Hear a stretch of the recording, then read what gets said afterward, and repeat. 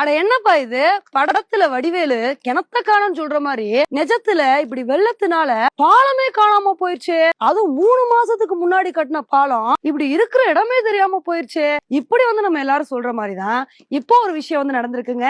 இந்த தடவை கனமழைனால திருவண்ணாமலை மாவட்டம் தான் ரொம்ப பாதிக்கப்பட்டிருக்குங்க. திருவண்ணாமலையில அகரம் பள்ளிப்பட்டுல இருந்து தொண்டாமுனூருக்கு இடையில இருக்கிற கிராமங்களை இணைக்கிற மாதிரி தென்பண்ணையாருக்கு குறுக்கே ஒரு மேம்பாலம் ஒண்ணு கட்டியிருக்காங்க. இந்த மேம்பாலம் கட்டி ரொம்ப நாள்லாம் ஆளுங்க 3 மாசத்துக்கு முன்னாடிதான் இந்த ஒரு பாலத்தை 16 கோடி செலவு பண்ணி கட்டி இந்த பாலத்தை அமைச்சர் ஏவாவேலு அவர்கள் திறந்து வச்சிருக்காரு. ஆனா கட்டி 3 மாசம் ஆன பாலம் இப்ப வெள்ளத்தினால அடிச்சுட்டு போய் இருந்த இடமே தெரியாம போயிருக்குங்க. 3 மாசத்துக்கு முன்னாடி இந்த பாலம் திறக்கும் போது எப்படி இருந்துச்சு, இப்ப எப்படி இருக்குன்னு பாருங்கன்னு எல்லாருமே கம்பேர் பண்ணி இந்த வீடியோஸ் ஷேர் பண்ணிட்டு இருக்காங்க. இத பார்க்கும்போது ஒரே சாக்குங்க. ஏன்னா எப்பயுமே வெள்ளத்தினால இந்த மாதிரி பாலங்கள் பாதிக்கப்படும். ஆனா இந்த சமயத்துல இந்த பாலம் கொஞ்சம் கூட இருக்கிற இடமே தெரியாம பாலத்தோட மையப்பகுதியில இருந்து எல்லாமே வெள்ள நீர்னால அடிச்சுட்டு போயிருக்குங்க. இத பார்த்துட்டு தான் என்னப்பா பாலம் கட்டி வச்சிருக்கீங்க, இந்த பாலத்தை கொஞ்சம் கரெக்டா கட்டிருக்க கூடாதான்னு நிறைய பேர் விமர்சனம் பண்ணிட்டு வந்துட்டு இருக்காங்க. ஏன்பா வெள்ள நீர்னால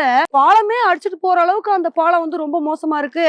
இந்த பாலம் இவ்வளவு தூரம் சேதம் அடைஞ்சிருக்கு அப்படின்னா இதுக்கு சாத்தனூர் அணையில இருந்து வந்த உபரி நீர் தாங்க காரணம். சாத்தனூர் அணைய எந்த விதமான இன்டிமேஷனும் இல்லாம நள்ளிரவுல திறக்கப்பட்டதா அப்படின்னு நிறைய பேர் குற்றச்சாட்டுகளை வச்சுட்டு இருக்காங்க.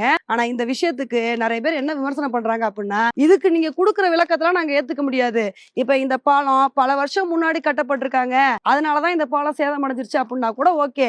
இந்த பாலம் கட்டி 3 மாசம் தான் ஆயிருக்கு. 3 மாசத்துல இந்த பாலம் வெள்ளத்தால இப்படி அடிச்சுட்டு போகுது அப்படின்னா அப்ப நீங்க என்ன லட்சணத்துல பாலம் கட்டி இருக்கீங்க? கேட்டா நாங்க எக்ஸ்பெக்ட் பண்ணதை விட தண்ணி அதிகமா வந்துருச்சு, கனமழை அதிகமா ஆயிடுச்சு அப்படின்னு ஒவ்வொரு தடவை இதே மாதிரி விளக்கத்தை கொடுத்துட்டு இருக்கீங்க. வருஷம் இப்படி மழை பெய்யுது, இந்த அணையில இருந்து இவ்வளவு தண்ணி வர வாய்ப்பு இருக்கு, எல்லாமே உங்களுக்கு தெரியுதுல. அப்ப அதுக்கு தகுந்தான கணக்கீட தானே பண்ணணும். நீங்க என்ன சொல்றீங்க, இந்த பாலத்தோட அளவு 54,417 கன அடி தான், இவ்வளவு கெப்பாசிட்டி தான் இந்த பாலத்துக்கு இருக்கு அப்படின்னு சொல்றீங்க. அப்ப நீங்க என்ன பண்ணிருக்கணும், இந்த பாலம் இன்னும் நிறைய தண்ணியை தாங்குற அளவுக்கு இதோட கெப்பாசிட்டி அதிகப்படுத்திருக்கணுமா இல்லையா? இப்போ ஒரு பாலம் கட்டுறோம் அப்படின்னா அது நம்ம எதிர்காலத்துக்கும் தகுந்த மாதிரி தானே கட்டணும். எதிர்காலத்துல இப்படி எல்லாம் இயற்கை சீற்றங்கள் வரும், இங்க இப்படி எல்லாம் வெள்ள அபாயம் இருக்கு, இந்த பாலத்தை இந்த ஆறுக்கு குறுக்கே கட்டுறோம். இப்படி இருக்கும்போது ஏதாவது ஒரு டிசாஸ்டர் வரும்போது கூட இந்த பாலம் அவ்வளவு ஈஸியா டேமேஜ் ஆகக்கூடாதுன்னு எல்லாத்தையுமே கணக்கு பண்ணி தானே கட்டணும். சும்மா நீங்க பாட்டு கட்டிட்டு போனீங்க அப்படின்னா இந்த மாதிரி பிரச்சனை தானே வரும். இந்த பாலத்துக்கு நீங்க எவ்வளவு செலவு பண்ணி கட்டிருக்கீங்க? கிட்டத்தட்ட 16 கோடி செலவு பண்ணி கட்டிருக்கீங்க. அப்ப உருப்படியா கட்டணுமா இல்லையா?